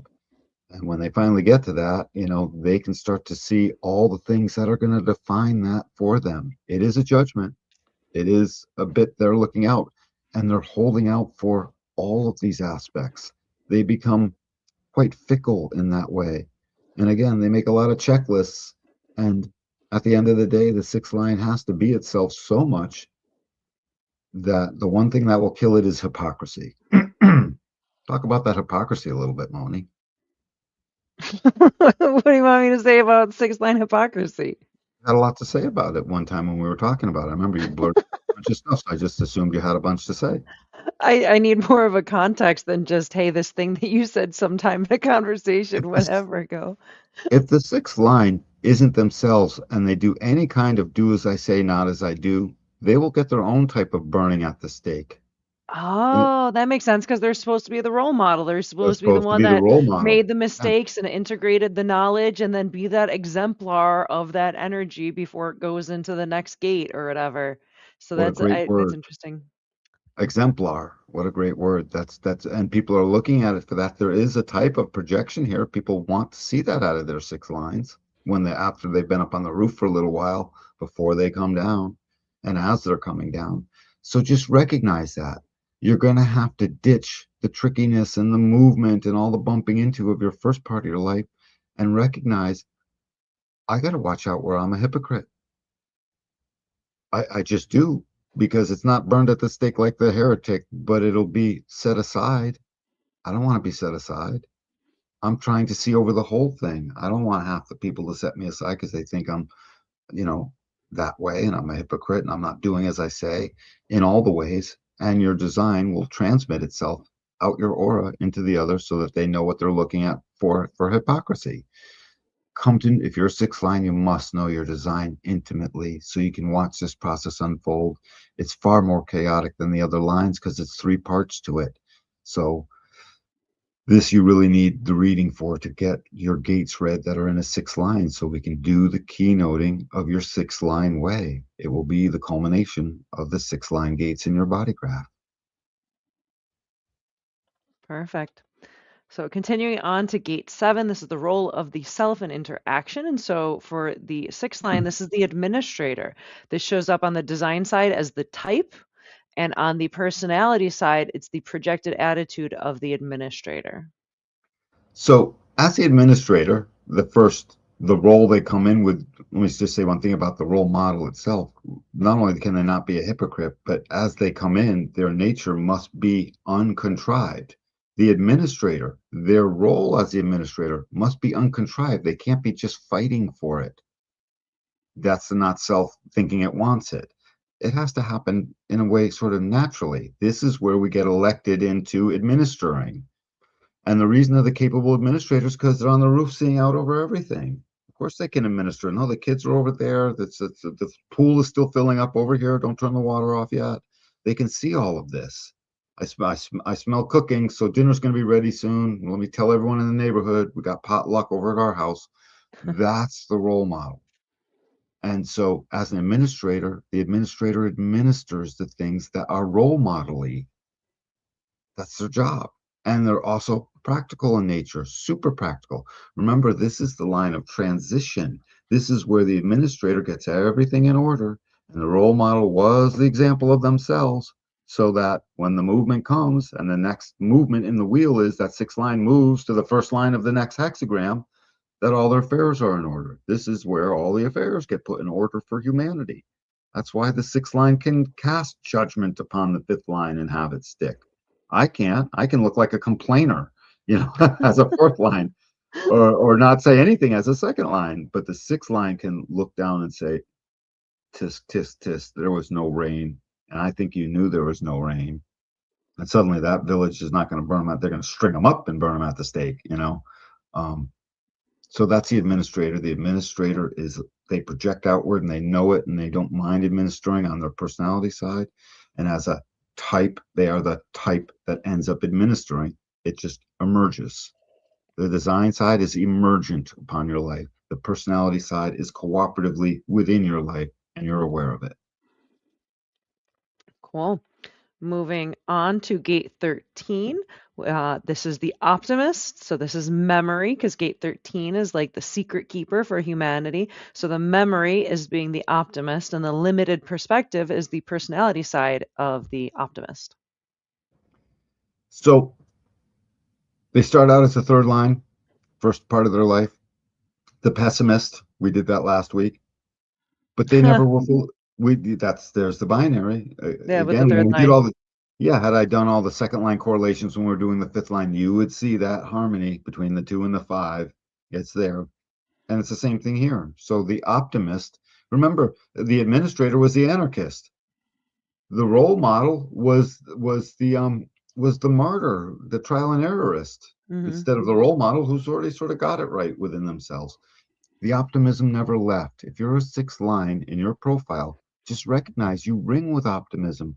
Don't let previous pessimism steal away your current optimism. Don't let your past then steal away your nows. It's never okay. The memory here is please remember what the thens were. They are not your now. You are naturally optimistic as a sixth line. It's wicked important.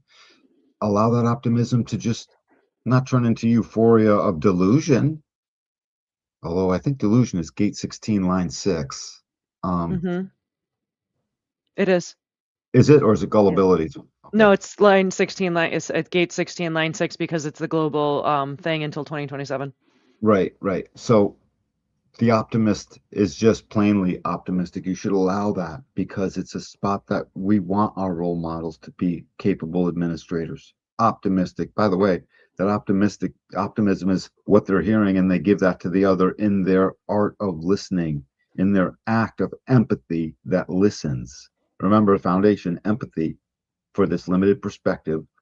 And I limit my perspective, but it is my role in openness to you as I listen, and they are here as a role model to set back a little bit of optimism to the other, to take it in optimistically. We don't have to look at this as all bad, says the sixth line. There's some aspects that are both. Let's just let it be that way. What's wrong with that? That is letting the past be the past thens after they heard it. The thing is, when you're at gate 13, if you could teach everybody while you're in the art of listening, is to just keep teaching them. Now that you've told me these are now your past thens. And the role model stands in its optimistic administrative way to say, now don't let their past then steal away your nows, and give that as a form of empathy to the other that empowers them to suddenly take that on. That's part of what the prodigal in this gate 13 will say to help nurture the continuity of our movement. Remember, just because this is about the past doesn't mean it doesn't lead into our movement into the future. It exactly does lead into our movement into the future. In fact, it leads so much into it, it leads right into our right now. And it's our right now that leads right into the future, no place else. So, optimism that you'll be able to stay unique. I can't wait to see line gate 1, the creative, the yang. So here we have gate 1. So this is objectivity. On the design side, it's the direction of objectivity. On the personality side, it's the aspired to role of objectivity. This objectivity becomes profound, and in its after 50 age years, after the age of 50, this role model is even beyond objectivity. They're into just almost a type of neutrality, but certainly it's highly objective, meaning like, hey, I'm not married to either decision. There's this great guy I like listening to recently, Tom Bilyeu, I'm not sure. I like him, skinny guy's a little darky looking, talks a lot. Um, and I think he's a fourth line myself, but he's always saying this great thing. It's like, hey, I'm not attached to the outcome. I'm more concerned with getting the things right. You know what I'm saying? I'm more concerned. So I like predictive power in my things. So if there's anything I'm wrong at, I'm not attached to that outcome. That's objectivity. And he keeps saying it over and over again. Correct me if that's the thing. Let's do the thing. I'm not attached to being right, he always says. And I appreciate that Oh, in him. that's a good line. Yeah, I'm just That's a not good attached. open ajna line. Yeah, and it's a good defined out. It's a good line. It's a good human line. It's a good objective six line. Totally. Mm. The role model is not attached to being right. They're attached in what they said. They're attached to having the information and remaining optimistic while they objectively find out what might be correct ultimately, Mm, because they have a full-blown college education on what it's like to do trial and error and get it wrong and learn what doesn't work. So they've already got a whole bevy. They've got a doctoral thesis on what does not work. Got 28 and a half years as that third line. So optimism is the only natural way if you're going to obey the master keynote of humanity to find that purpose and to get that spirit full. You can't do that if you're always pessimistic.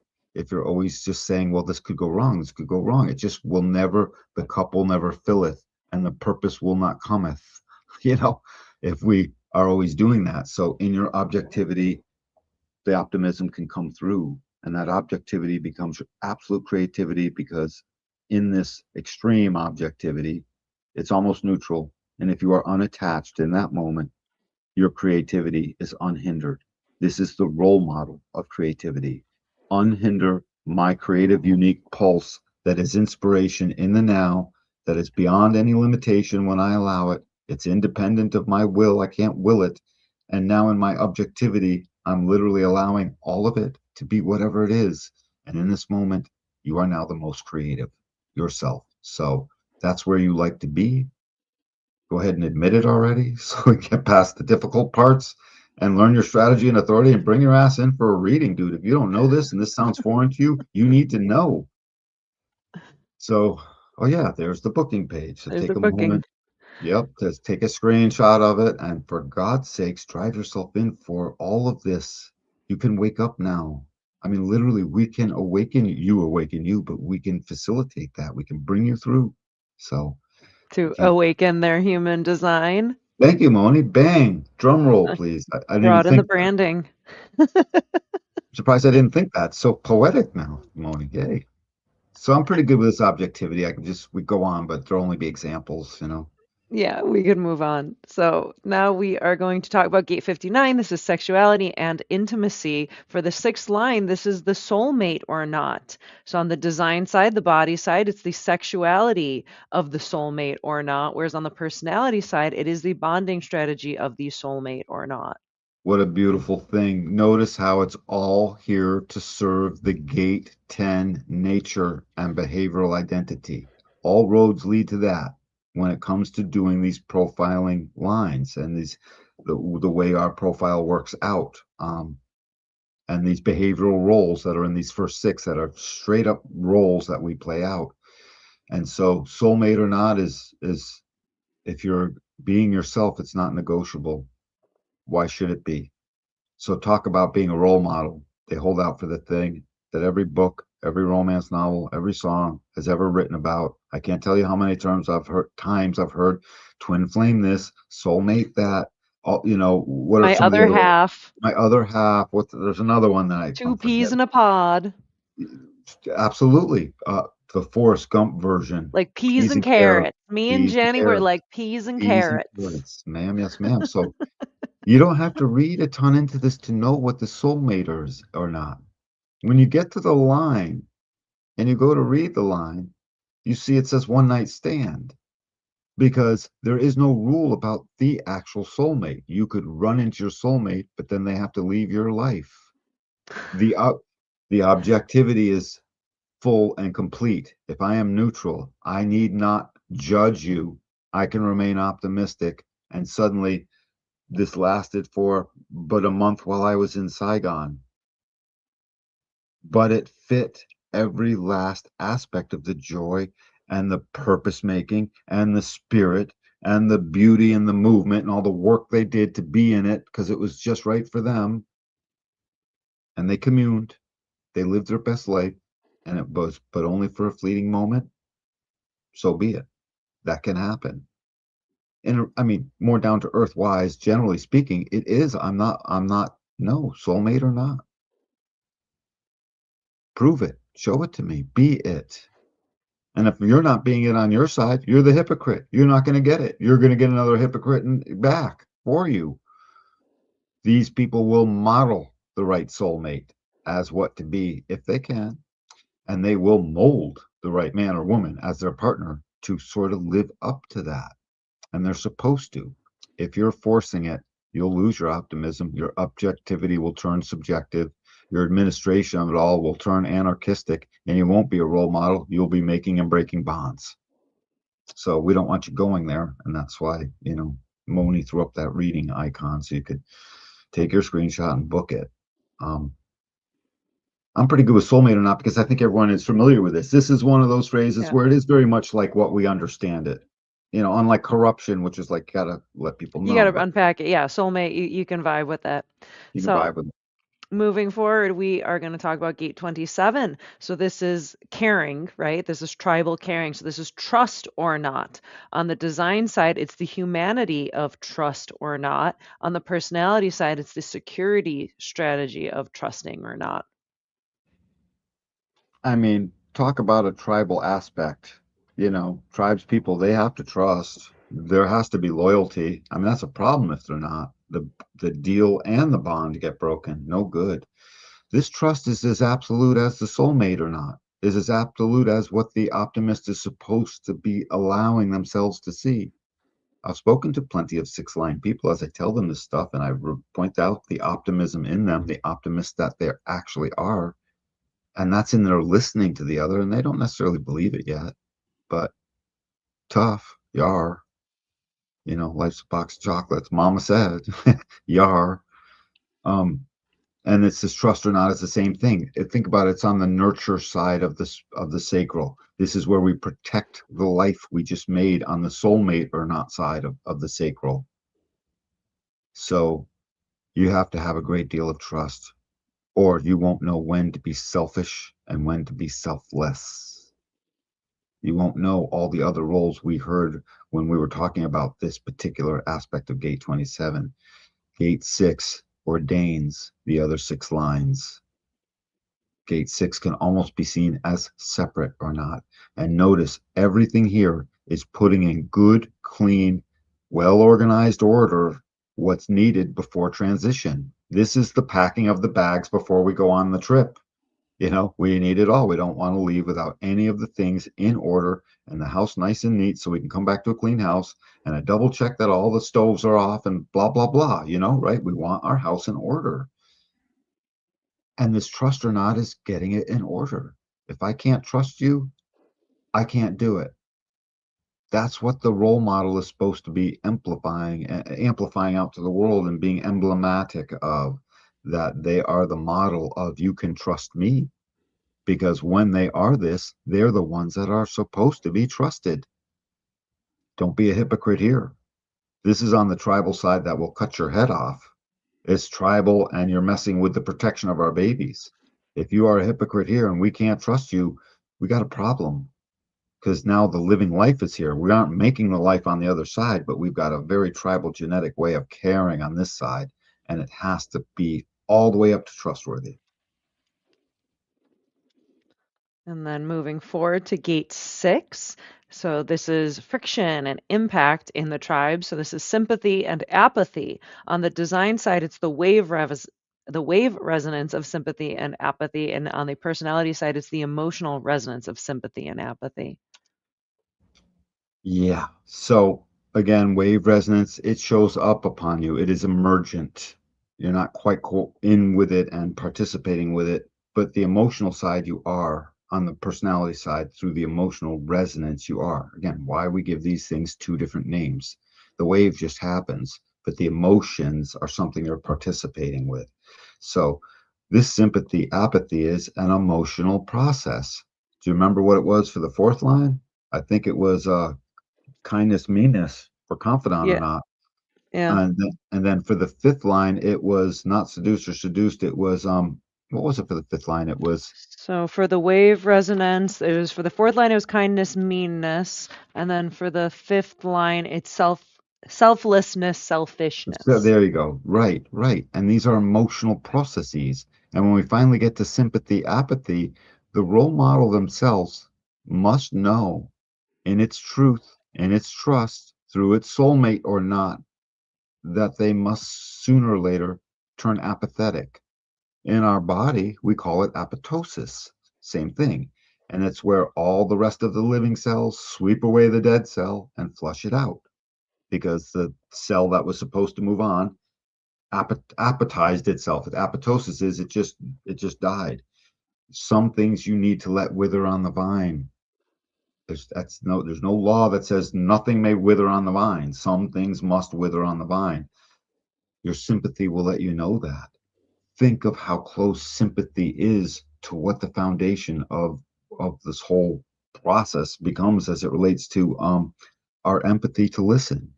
This is a direct resonance to our emotional capacity to trust or not, to feel they are a soulmate or not. And the sympathy for our soulmate is turns into total apathy and meanness and selfishness as soon as that is not a soulmate. And this is the wave resonance to that 59, gate 59. That's what the six is doing. It's opened or closed according to its sympathy to the other or its apathy towards union. And that's what will allow this thing in. So notice that's not all sexy sounding. That's more, look at sympathy, not, oh, I feel sorry for you, you pretty thing. Look at it more like, oh, you poor thing. It's the sympathy that happens when I play a middle C note down low, and it's not middle C in the lower register, and I hold a G note down quietly in an upper register. That G will ring sympathetically to that low note I did. It's the sympathy to totally line up and ring in harmony or resonance with the thing that is your soulmate or not, that you trust or not, that you're objectively looking at optimistically as an administrator or not, so you can be your role model self. Sympathy, apathy. And notice the trends. These are all or nots, or this or that. Whereas the roles out of the G center are simply a this. They're straight up behaviors, and these are genetic behaviors, genetic roles down here on these bottom four that are the six, the 27, the 50, and the 59. It's Perfect. emotional business too, right? It's emotional because the apathy would be down on a wave. I I I lost my boyfriend. I'm sad. I lost my pet. I lost my pet rock. you know, I lost my pet rock. I'm and the apathy sort of comes in, and the apathy can be towards yourself, and the sympathy can be towards yourself, and it should be. You're in tune sympathetically with yourself. It can also be, sympathy. Oh, you poor thing. That is a role model thing to do to help comfort the other. This is an emotional item, by the way. It's emotionally determining to get clear on comforting the other or not. And am I sympathetically resonant with my own self? Am I sympathetically resonant with them? Or is there apathy here? You got to know. And then finally, we have gate 50. So this is the values, tribal values. So leadership or not. On the design side, it's the frequency resonance of leadership or not. On the personality side, it's the awareness resonance of leadership or not. If you notice, I did the sympathy, apathy, and the soulmate thing or not, and I likened it more to the 13 because that's on the emotional side, right? And this one I'm going to liken more to the 7, the administrator, Hmm. the leadership and the trust. Are the administrator? I trust this administrator. He's got the details. He's doing it right. He's looking out for our future. That's what the administrator is supposed to do, and administer the affairs of right now fairly as a role model. Tribally down here, the leadership shows up as the value of the role model to be in a leadership position or not. And just as importantly, the value of the role model to lead the values as right out in front of them. No one can say this person does not stand by their own values. I stand by my own morals and my own values, even if I have to stand as one. And that's why sometimes the role model ends up as the one night stand or nothing else, because they stand by their values at their being themselves, because hypocrisy is on the other side of that, and they can't do it. If they do, they'll suffer. I lead myself into this awareness, spleen, of the values that I am resonant to that lead us to what we nurture and how we care.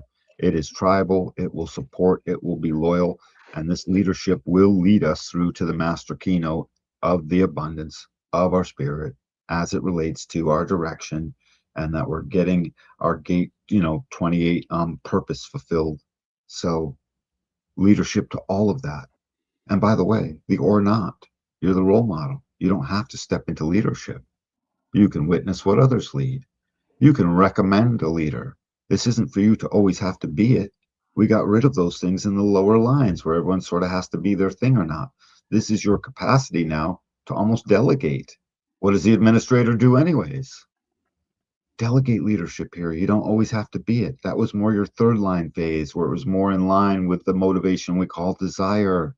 And if you had a third line existence as a sixth line in your first 28 and a half years, you had plenty of desire to lead and do a thing. Now you're taking that wisdom and you're allowing the or not part. So again, we learn everything from our third line phase and we bring it into our sixth. And as soon as we allow the objectivity and the optimism to show up, all the rest starts to fall in line. So much more is dependent upon the 13 and the 1 than on the 7 as it relates to really getting to ourself, because our empathy is towards ourself. Our optimism gets towards ourself. Our objectivity gives us our unique creative way, and that unique creative way has to be expressed or you can't be you. The sadness of one will kick in. We have to never forget that through all of this, there's two great big sadnesses. And the sadness of number one, of gate one, is clearly I'm not unique enough. No one's noticing me as unique. I can't get my unique contribution into the world. I can't be the thing that delivers the uniqueness of me. And then the role model will fall back into, being what they're not. So leadership is both outward and inward. It's both taken on and delegated. And that's what a capable administrator will do. And that's how the people will learn to trust or not. So, Perfect. Do you have any final thoughts about the sixth line before we tie it all together? yes, all of these lines in the sixth line are reaching into what the role model is. It's just like on every other one. So that's why Gate 10 holds the name and all the rest serves to be the costume. And I guess I'll just talk about that in the next slide when we're doing it all, putting it all together. Perfect. So, as a conclusion, duality by design, unconscious embodiment and conscious recognition. Profile lines reveal how the same archetype lives in two realities, one we actively and consciously recognize, the personality, and one that unconsciously operates through the body, the design. Understanding this split highlights why profiles feel layered. Our conscious mind navigates one expression while our form carries another. Integration comes from honoring both without forcing them to align perfectly, letting the mind observe without overriding the body's intelligence. For God's sakes, peeps, take this episode and the one before that did lines 1 through 3 and like listen again and map out your lines in your profile. I mean, really map them out because this is you.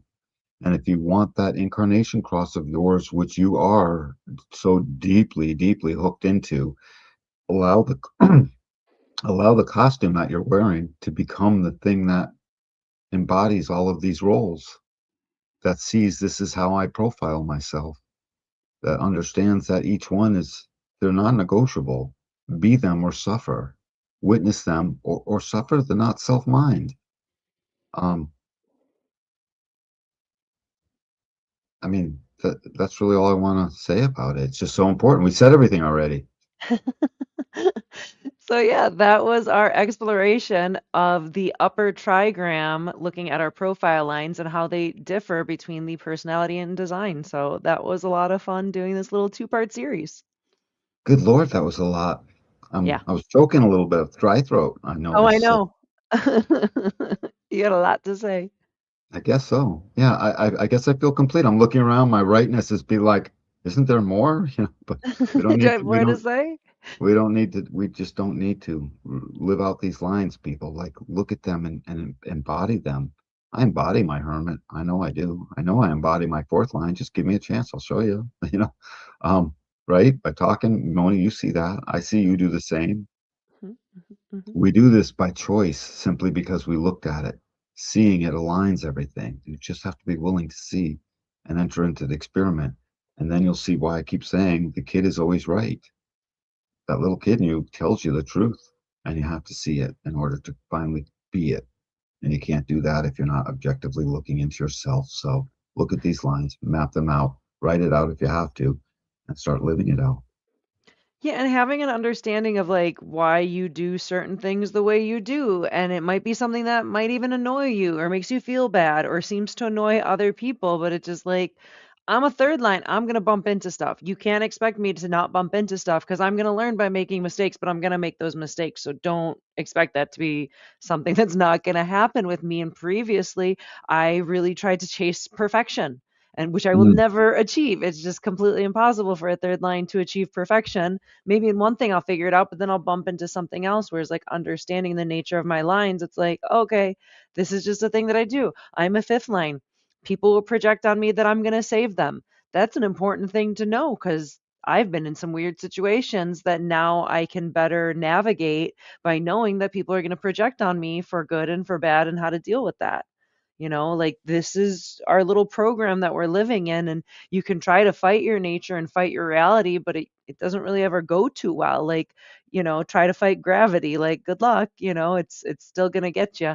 So I find it's a lot better and more conducive to align with your natural reality, learn to work with it instead of just being like bitter or frustrated or angry that you can't bend the reality of the world into your desire. It's Gotta so work with it. I was thinking of the little kid that they're so mad they're gonna hold their breath in protest, and the parent that just sits there and says, "Have at it, Johnny." You know, You're but gonna I, you're gonna you know, gasp. I'll get you some milk and cookies, honey. I'll tell you, I'll get you some milk and cookies. You hold your breath. I'll be right back. It's they can't do it. So The nature will take over. the nature will take over, and you will breathe and allow your nature to take over. It's how much do we still need to do as it relates to getting people to see they are a binary consciousness, as in literally a binary two, the double-headed being without the second head. And that's part of the goal of this episode, I think, is to keep pointing it out so you can see, oh, on that side, it just keeps showing up. And on this side, they seem to be living it out. And they're very similar, except they're different because they're different lines, but I can see it. Notice Mhm. the difference in you so you can really embody that. That is the role model, to embody what you are. I love it. Super cool. So, Yeah. ne I was just do you have any other thoughts Nope. or oh, No, feel good. so next week, we will be back with another live stream where we're going to be talking about like relationship compatibility. So we're going to go through the different types of connections that you can have with people, whether it's like a friendship or an electromagnetic or a compromise or a dominance. And we're also going to talk about line resonance and harmonies, so you can kind of understand yourself in relationship a little bit better. And I'm pretty excited. It's a fun presentation. Oh, that'll be good. We're gonna have some of the love gates in there, are we? No, love gates are coming up as soon as I finish making that presentation, but it's in the near. Okay. Cool Yeah. enough. Yay, rock and roll. Perfect. Well, we did a marathon with all of this stuff, so Yeah. let's do the thing and I'm done. Oh, look at all If the you hair throw it behind me. you it's like Rapunzel. If you'd like to book a human design reading with either Danny or myself, check out the QR code above, or I have the link down in the description box below. You can use code AWAKEN to save 10%. So if you want to hang out with us, learn a whole bunch about your chart, learn a whole bunch about your friends or family or whoever you want to talk about, we can have a lot of fun together. And I look forward to that. If you've been getting a lot out of our show or of our different videos that we share, check out the donation link. If you'd like to support and encourage us, I also have that down in the description box below. And as always, thank you for hanging out with us. Thank you for liking, subscribing, commenting, asking questions. We love having you, and we will catch you next week for another for another show. Awesome. Till the next time, everyone.